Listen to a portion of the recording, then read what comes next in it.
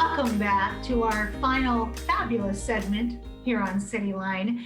With me, I have Santa for Seniors. And I know you're scratching your head going, well, I've heard of Toys for Tots, but I have not heard of Santa for Seniors. Well, let's find out what it is.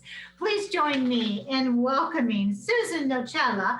You are the Santa for Seniors and Meals on Wheels Program Manager. Welcome, Susan. Thank you. You look fabulous. Oh, thank you. It's that time of year. It is that time of year. We are in the holiday season. You brought another elf with you, known as Terry McCowan. You are the communications specialist for Lutheran Community Services Northwest. Welcome, Terry. Hi, Amanda. Thank you. It's great to be here. It's great to have you here as well. And I got to tell you, this is one of those moments when I wish we were back in the studio and back on the comfy couch, because knowing the two of you, you would have brought me some like an elf hat or elf ears or something. So I'll just have to save that for another holiday season. How's that? Susan, let's talk about this. So Santa for Seniors, it sounds like an amazing program. Tell us more about it and who is served by it and why it is important in your opinion. So Santa for Seniors started through a partnership with the William A. Looney Family Foundation several years ago. And Bill Looney, while he was visiting his own mother in a nursing home, saw firsthand how isolated and forgotten our seniors in our community really are. Santa for Seniors works to seek out those isolated and homebound seniors and bring some joy to them by bringing them a gift each year. We work with a lot of different community partners and have lots of different volunteer opportunities which help create that connection as well as community engagement. So is this gift to our community just for Tacoma area or all over Pierce County? Last year, we were in 5 different counties in the Puget Sound area. We were in Pierce, King, Kitsap, Clallam, and Jefferson. And I'm really excited to say that we've made some more partnerships this year. So we're going to be expanding into Thurston and Mason counties. And we are on track to gift over 3,000 seniors this year. And we have hopes to continue to expand across the state as well as the country. Because Santa's for everybody. And as my mother used to say, and Santa's elves are everywhere and always watching. How do we determine who receives a gift from Santa?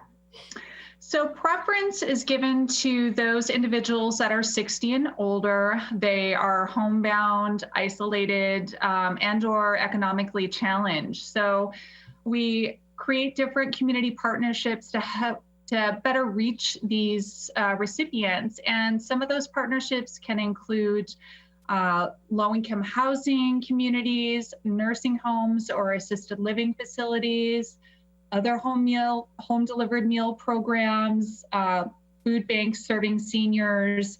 There's lots of different other community partners that support our seniors. So, wow, so you've told us who gets the gift, but Terry, who decides what goes in the gift bags? And I'm somebody who can never wait to open something. So tell me what's in the gift bag. Sure, Amanda.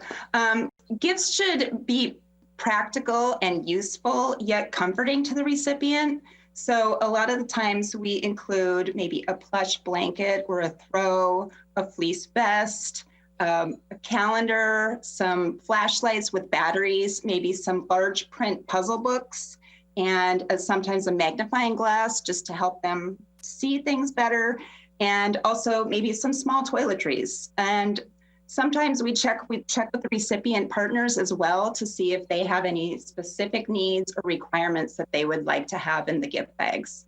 Oh boy, it sounds like you've touched on every area of something that those recipients would need. And I know that it takes many hands make for light work. So how do the gift bags get assembled? How many elves do you need to make this gift happen? We need lots of elves. We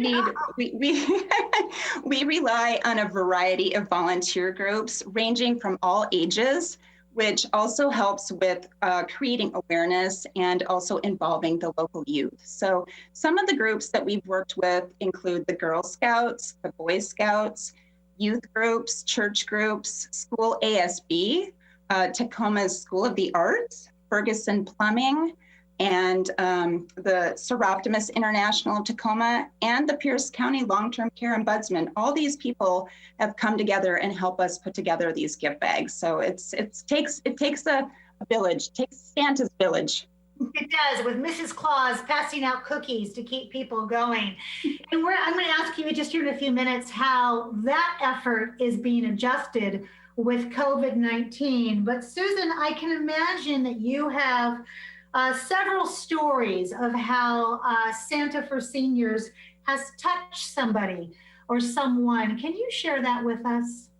Yes, there's been many heartwarming and touching stories over the years, but there's one in particular that stays with me.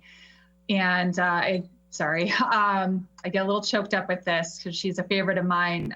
She's actually a Meals on Wheels recipient. And after she had received her gift bag, she had invited our driver in to sit down and visit with her. And in the apartment, she had it decorated. She had a tree. She shared with our driver that she was so moved by actually receiving a gift that she had asked her caregiver to go out, get a little tree, and together they had decorated it and decorated her apartment. And the most heartbreaking moment was when she shared with our driver that even though she has family in the area, this was going to be the only gift that she was going to get that year. So it's a very impactful program. I'm trying to hold it together here, okay? Woo! All right. You know, I don't cry much on TV, but that's a beautiful story. So Terry, how does our community get involved now that we have COVID-19 that we need to be aware of? Sure. Well, typically, like I mentioned before, we include lots and lots of different volunteer groups to come help us assemble the gift bags. This season, we need to be limited as to how many people can help out. So due to the pandemic, we have to have smaller groups, and we're hoping to be able to open that up again when things improve. So that was one way. We have small limited groups. However, there are other ways. You could host an item drive, and in today's world, this can be done easily by virtual item drives. Items can be found on our Amazon wish list, and people can donate either individually or organizations. That's an easy way to help out. Another project we started during the COVID pandemic was making homemade cards. And this has been such an easy and just safe way for lots and lots of different people to help out. Maybe families with small children, teachers and their students, congregations, organizations, businesses have all contributed making cards, and then we distribute them to the seniors. It's a simple way just to put a smile on someone's face. And during this time, it's even more challenging to reach our isolated seniors, so it's a good way to connect with everybody. Last year, we participated in the 6th Avenue Santa Parade, and we had so much fun. We had a booth and family-friendly activities. We also made cards. Kids came and decorated with their parents, and we had 100 cards made, so we were able to put those in the gift bags. So sadly, we won't be doing that. We won't be walking down the parade with our elves and our Santa sleigh this year, but we do look forward to participating in the Santa Parade again when that time comes. So those are all easy ways that people can contribute and help out. And beautiful, heartfelt ways that can bring us together but still keep us safe. I love that, Terry. Susan, what other services do you provide for seniors in our community that we need to know about? So Lutheran Community Services Northwest, through our South Puget Sound office, provides support to our seniors and disabled persons within the community. So we have Meals on Wheels, which provides a social connection as well as nutritious meals. We have social engagement programs through Senior Friends and Senior Companions. Support through dementia services. I'm sure that most of you have seen the ubiquitous yellow book. This is a book as well as the senior scene that is produced by our senior media services. And we even have volunteer opportunities to continue engagement with our seniors through the RSVP program. So many, many different programs to provide support. I love that. As Terry said, it takes a village to make all of this work. So Susan, who would you like to thank for this? Well, first and foremost, the William A. Looney Family Foundation. Without Bill Looney's vision, we would not be here. Of course, all of our wonderful community partners and our volunteers of all ages who help support this magical program. I love that. Terry, is anybody you'd like to add? Sure. Yeah. There was a couple things that I forgot regarding the COVID changes. Last year we used over 200 volunteers. And this year, like I said, we have to cut it down. We had groups between 4 and 20 people coming in to help us out.